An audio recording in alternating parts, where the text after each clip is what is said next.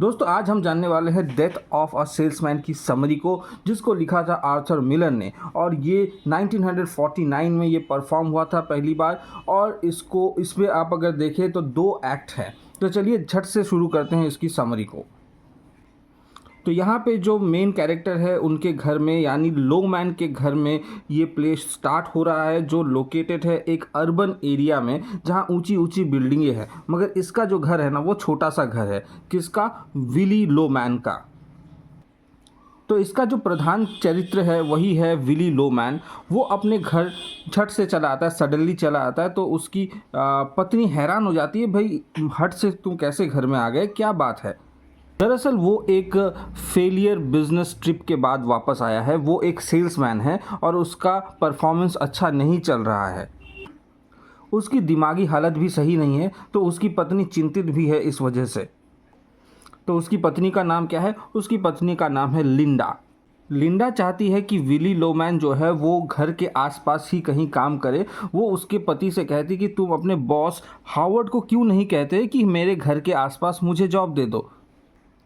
Job का अर्थ है वही सेल्समैन का जो काम होता है, वो काम उसको शहर से बहुत दूर जाके करना पड़ता है। तो उसकी पत्नी चाहती है कि वो घर घर के आसपास कहीं इसी काम को करे। तो विली अभी बूढ़ा हो चुका है, मगर जब उसकी पत्नी उसे ऐसा कहती है तो वो उससे दूसरी बात पे बात करना शुरू कर देता है। वो अपने बेटे बिफ के बारे में पूछता है। तो बिफ उसका एक बेटा है, उसका और एक बेटा है जिसका नाम है हैप्पी। उसके बारे में बाद में बता रहा हूँ। वो एक 34 साल का लड़का है। और मगर वो अपने जीवन के साथ कुछ अच्छे मीनिंगफुल चीज़ों को कर ही नहीं रहा है। वो एक असफल लड़का है। ये सब के साथ उसका जो फुटबॉल करियर था वो हाई स्कूल में उसे परस्यू करना चाहता था, मगर वो उसमें भी वो कुछ खास नहीं कर पाया। और मैथमेटिक्स के एग्ज़ाम में भी वो फेल कर चुका था, therefore unable to enter a university. तो वो यूनिवर्सिटी में भी एंटर नहीं कर पाया। ये सब उसका बड़ा बेटा के बारे में बताया मैंने। अब हैप्पी के बारे में बता दूं। हैप्पी भी एक कुछ सक्सेसफुल इंसान नहीं है। वो भी अभी यंग एज में ही है, मगर वो एक दुकान में काम करता है। और कुछ उसका जो बिहेवियर है वो लोगों के साथ अच्छा भी नहीं है। वो दूसरों के साथ दुष्चरित्र वाला व्यक्ति है। दुष्चरित्र इन द सेंस कि वो अपने जो कॉलीग है उनकी पत्नियों के साथ सोता है। फिलहाल ये दोनों जो बच्चे हैं हैप्पी और बिफ, ये उनके साथ ही रह रहे हैं, माँ बाप के साथ ही रह रहे हैं। मगर माँ बाप उससे सेटिस्फाई नहीं है, स्पेशली जो बाप है विली। और वो बहुत ही निराश रहता है, डिससेटिस्फाइड रहता है, एज हो चुका है और देख रहा है कि उसके बेटे कुछ नहीं करते। तो इसी बात पे बिफ और हैप्पी जो है उनके बाप को खुश करने के लिए बोल देते हैं कि जो बिफ है उसने प्लान किया है कुछ बड़ा बिजनेस करने का, तो ताकि उसके बाप को थोड़ा एक्सपेक्टेशन रहे अपने बच्चों से। हालांकि ये झूठा दिलासा है। तो अगले दिन क्या होता है, विली जो है अपने बॉस के पास जाता है, हावर्ड के पास उसके ऑफिस में, और बोलता है कि मुझे शहर में कुछ काम दो। और दूसरी तरफ उसका जो बेटा है बिफ, वो भी जाता है अपने बिजनेस प्रपोजल को लेके, बट दोनों ही फेल होते हैं। वो लोग सक्सेसफुल नहीं होते हैं उस दिन। तो जो विली है वो गुस्से में आके उसके बॉस से थोड़ा तर्क वितर्क कर लेता है कि मैंने इतने सालों आपके यहाँ काम किया है, मुझे न्यूयॉर्क में आपको जॉब देना चाहिए। उसके बदले वो उसे कह देता है कि तुम घर जाके आराम करो। उसे सीधी सीधी बात है कि उसको नौकरी से ही निकाल दिया जाता है और कहा जाता है कि वैगनर कंपनी से आप दूर हो जाइए। दूसरी तरफ उसका जो बेटा है बिली, वो बिफ जाता है बिल ओलिवर के पास और उसके सामने अपना बिज़नेस प्रपोज़ल रखता है, मगर वो भी कुछ खास रिस्पॉन्स वहाँ से भी नहीं आता है। तो उसके बदले वो वहाँ से एक फाउंटेन पेन चोरी कर लेता है, क्योंकि उसकी बचपन की ये आदत है चोरी करना। तो वो यहाँ से भी इंटेंशनली हो या अनइंटेंशनली वो उसको उठा लेता है। अब बात करते एक और कैरेक्टर, चार्ली। चार्ली एक बहुत अच्छा व्यक्ति है जो उसका पड़ोसी था। वो एक अच्छा सक्सेसफुल व्यक्ति था। उसका बेटा था बर्नार्ड। ये दोनों ही बहुत अच्छे थे। अब वो उसके घर जाता है। कौन? विली उसके घर जाता है, क्योंकि उसकी तो नौकरी चली गई है। तो इसके पास जाता है ताकि उसका वहाँ से वो पैसा ले और अपना जो प्रीमियम है वो भर पाए। यानी जैसे कि लाइफ का इंश्योरेंस करते हैं, तो उसने भी लाइफ इंश्योरेंस कर रखी थी। तो उसका प्रीमियम उसको देना था, मगर उसके पास तो अभी नौकरी ही नहीं है, तो कहाँ से देगा। तो इसी के लिए वो वहाँ प्रस्ताव देता है कि तुम मुझे अगर पैसा दे दो तो मैं तुम्हें उसे वापस कर दूंगा, मगर कभी वो वापस नहीं कर सकता है उसको, और उसका दोस्त उसे दे देता है। मतलब चार्ली उसे अपना दोस्त मानता है, मगर विली उसे उसका खुद का दोस्त नहीं मानता, वो उससे जलता है। और जो चार्ली का बेटा बर्नार्ड है वो भी एक सक्सेसफुल लॉयर है, ठीक है। वो सुप्रीम कोर्ट में काम करता है, और उसकी पत्नी भी है, यानी वो शादीशुदा है, और उसके 2 बच्चे भी है। तो वो पड़ोस में देख रहा है कि उसके जो पड़ोसी है उसका बेटा इतना सक्सेसफुल है और मेरे दोनों बेटे एकदम बकवास है। Bernard tell him that Biff originally wanted to go to summer school to make up for failing math। तो एक किस्सा मैं यहाँ पे बता दूँ कि जब वो छोटा था उसका बेटा बिफ, तो वो मैथमेटिक्स में फ़ेल किया था। तो वो एक्चुअली चाहता था कि उसका जो जीवन है वो सक्सेसफुल रहे, मगर ये मैथमेटिक्स के वहाँ पे वो फिर वापस गया ही नहीं।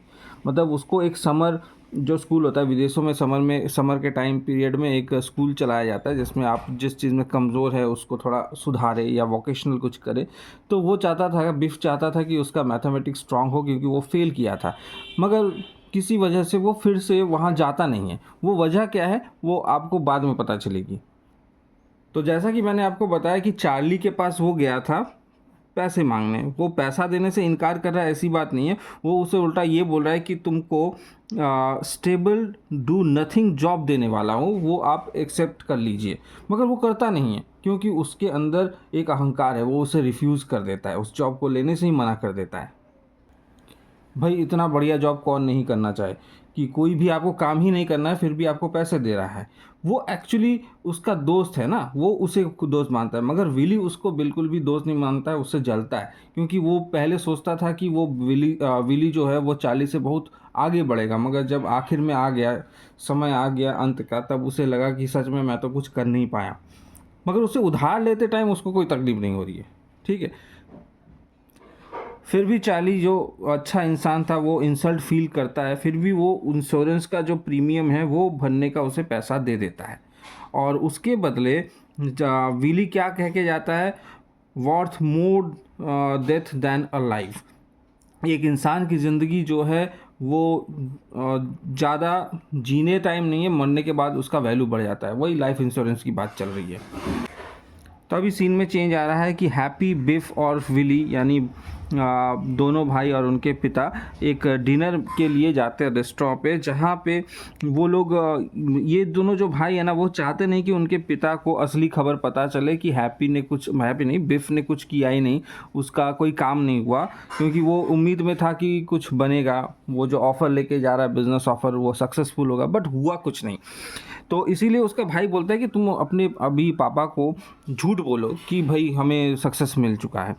और दूसरी तरफ जो विली है वो फ्लैशबैक में चला जाता है, और वो दिन जो मैं थोड़ी देर पहले कह रहा था मैथमेटिक्स क्लास, उसका जो एक्स्ट्रा क्लास करा के अपने आप को सक्सेसफुल कराए, सीख जाए मैथ, उसके बारे में।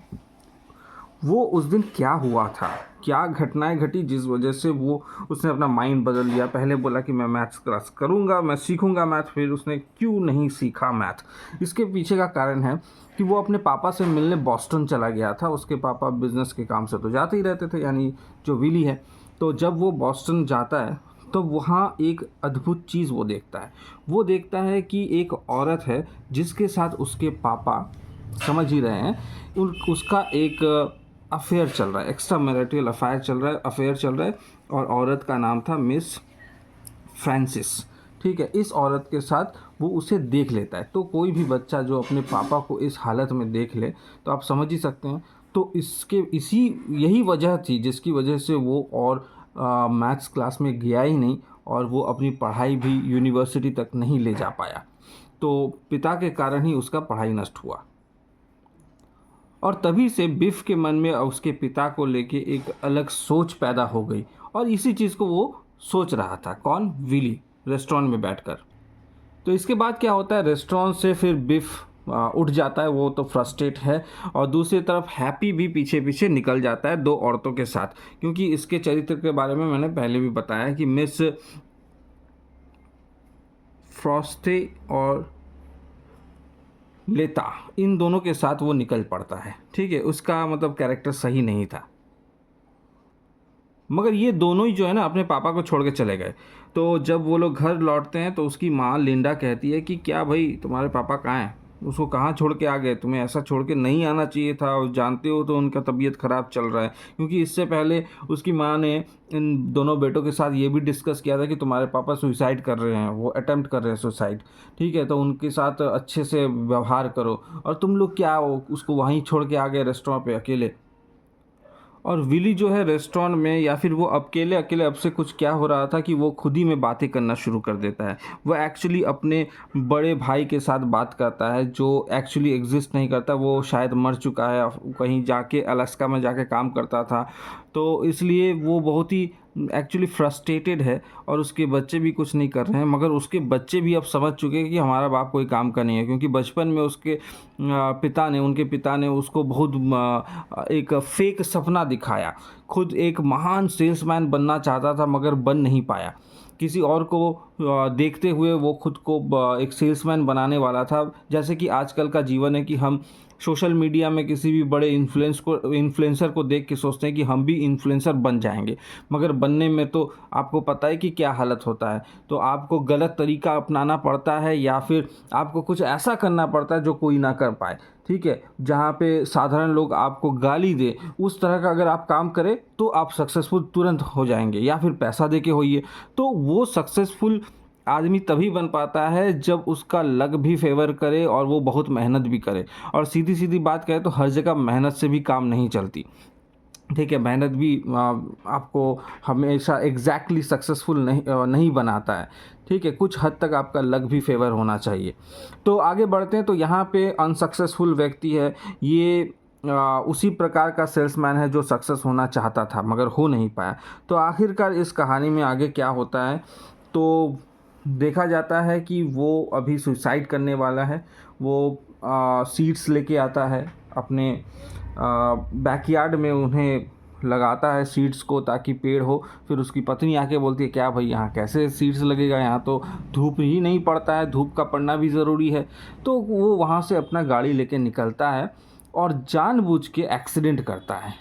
और उस टाइम वो हेलुसिनेटेड था, और उसके दिमाग में उसका भाई का आत्मा घूम रहा था, उससे वो बात कर रहा था। और उसके भाई ने कहा था कि तुम अगर सुसाइड करोगे, मतलब डिस्कस कर रहा है, एक्चुअली वो खुद के माइंड में ही बात कर रहा था। तो उसके डिस्कस में वो सोच रहा है कि अगर मैं सुसाइड करता हूँ तो जो इंश्योरेंस है उसका पैसा मेरे घर को मिलेगा और वो लोग खुश हो जाएंगे। मैंने कुछ तो ज़िंदगी में नहीं किया तो मर के कुछ कर देता हूँ। और उसका भाई ये भी कहता है कि तुम जब मरोगे तो बहुत सारे लोग तुम्हें देखने आएंगे। वही इंसान की असली सक्सेस को दिखाता है कि तुम्हें कितने लोग पहचानते हैं। मगर होता क्या है, जब वो मरता है तब उसके जो बच्चे हैं वही रहते हैं, यानी बिफ और हैप्पी और उसकी पत्नी लिंडा, और जो उसका पड़ोसी था वो उस वक्त उसके साथ रहता है। जो फाइनल सीन है उस पर आप देख रहे हैं कि final scene take place at Willy's funeral. Linda and Happy stand in surprise after Willy's funeral is sparsely attend only by his family Charley and Bernard. तो देख रहे हैं कि यहाँ पे उसके परिवार को छोड़ के केवल चार्ली और बर्नार्ड, जो उसके पड़ोसी और पड़ोसी का जो बेटा है, वही आया है। यानी यहाँ भी उसका कुछ हुआ नहीं। बिफ जो था वो एकदम बेकार सा बिजनेसमैन है। वो नहीं चाहता है कि वो बिज़नेस करे, क्योंकि उसके पिता की तरह वो एक अनसक्सेसफुल बिजनेसमैन नहीं बनना चाहता। वो अपने पापा के पद चिन्हों पे नहीं चलना चाहता है। मगर दूसरी तरफ जो हैप्पी है, on the other hand, chooses to follow in his father's footprints. तो Linda who is liberated from his financial burden, क्योंकि जो फिनेंशियल बर्डन इसलिए ख़त्म हो गया क्योंकि जो पैसा उसको मिलेगा, जो इंश्योरेंस का पैसा, उससे वो अपने घर को बचा लेगी, वो भी गिरवी पड़ गया था। तो वो रोते हुए रिपीट करती है वी आर फ्री, तो अभी हम आज़ाद हैं। इसी तरह पूरा सब कुछ ख़त्म होता है कहानी। ऑल एग्जिट, क्योंकि ये एक प्ले है, ड्रामा है, एग्जिट होता है और पर्दा गिर जाता है। तो यहीं पे कहानी ख़त्म।